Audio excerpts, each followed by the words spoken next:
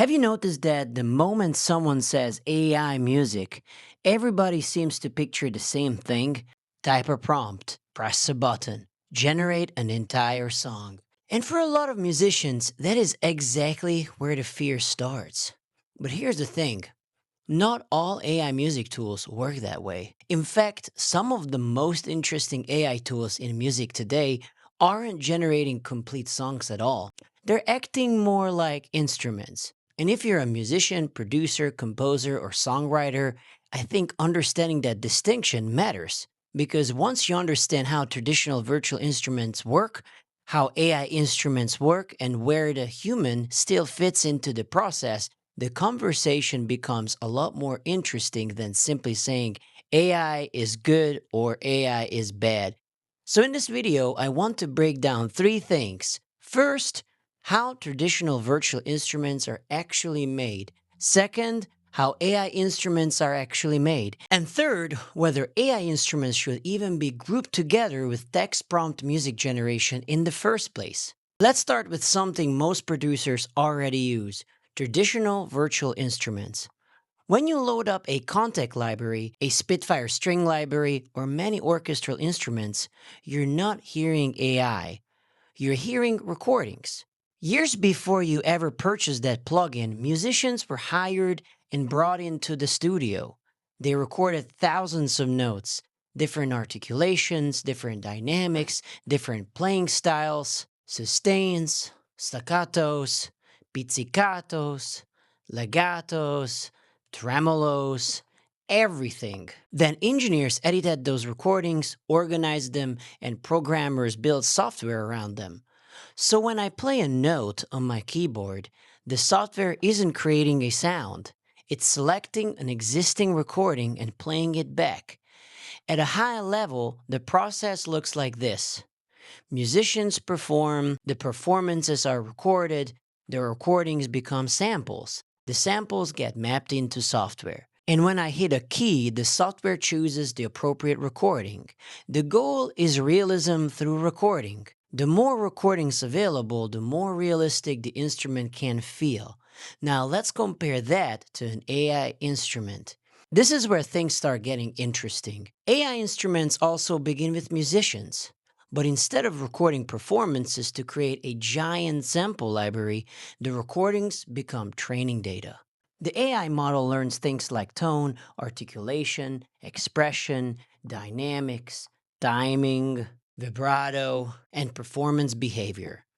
Once training is complete, the goal isn't simply to replay recordings.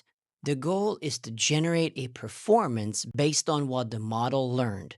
So when I enter MIDI notes into an AI instrument, it's not necessarily searching for the exact recording of that note, it's generating a new performance based on patterns learned from real musicians. At a high level, the process looks like this. Musicians perform, the performances are recorded, the recordings train a model. The model learns how the instrument behaves. The user provides MIDI. The AI generates a performance.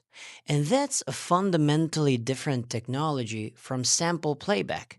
But here's where I think the conversation becomes oversimplified. Because people hear the phrase AI music and immediately assume we're talking about the same thing. We're not. There is a huge difference between typing, create an epic cinematic soundtrack, and manually writing every note yourself. Think about it. If I load an AI violin instrument, I still choose the melody, the rhythm, the harmony, the arrangement, the dynamics, the expression, the musical direction. The AI isn't writing the composition, I'm writing the composition. The AI is performing the composition. Now, you may disagree with this distinction. That's okay. But I think it's an important distinction worth discussing because if we lump every AI music tool into one category, we lose a lot of nuance. Let's take it a step further. Most musicians already use AI assisted tools without thinking twice about it. Noise reduction, stem separation, pitch correction, drum replacement, adaptive mastering, smart EQs, content aware editing. Machine learning has quietly become part of modern music production for years. The difference is that most of those tools solve technical problems.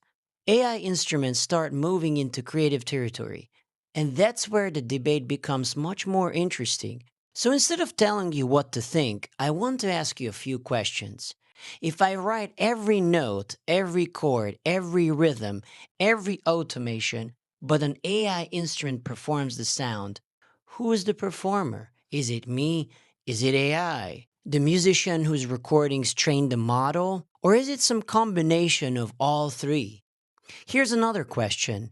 If a traditional sample library contains recordings of a violinist and an AI instrument learned from recordings of a violinist, why do many musicians react so differently to those technologies? What is the line? Where does one become acceptable and the other becomes controversial? Here's another one. Traditional sample library musicians are often paid once.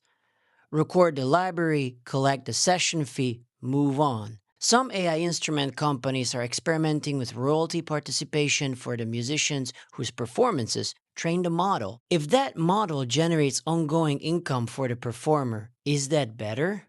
Or worse? Or simply different?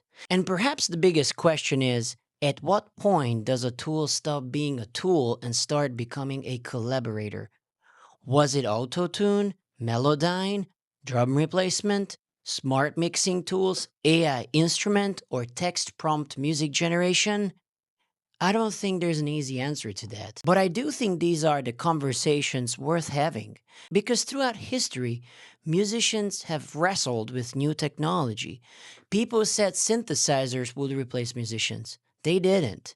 People said drum machines would replace drummers. They didn't. People said digital recording would destroy music. It didn't. Technology changed workflows. Technology changed business models. Technology changed expectations. But musicians kept adapting. And I suspect the same thing will happen here. Now, to be clear, AI instruments and text prompt song generations are not the same thing.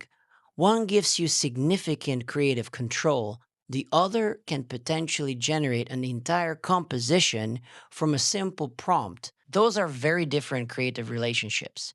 And I think understanding those differences is important if we're going to have an honest conversation about where this technology is heading. Personally, I think the most important question isn't whether AI is good or bad, it's where humans continue to provide value. Because even with all of these tools available, somebody still has to decide, what story are we telling? What emotion are we communicating? What notes belong here? What arrangement serves the song? What performances supports the message? The tool may change, the technology may evolve, but creative judgment still matters. And maybe that's the real conversation we should be having. Not whether AI exists, but what role we want humans to play alongside it. I'd love to hear your thoughts. Do you see AI instruments as just another instrument, a collaborator, a threat, or something else entirely? Let me know in the comments below. And again, if you got any value out of this video, please like, share, and subscribe, and I'll see you in the next one. Bye bye.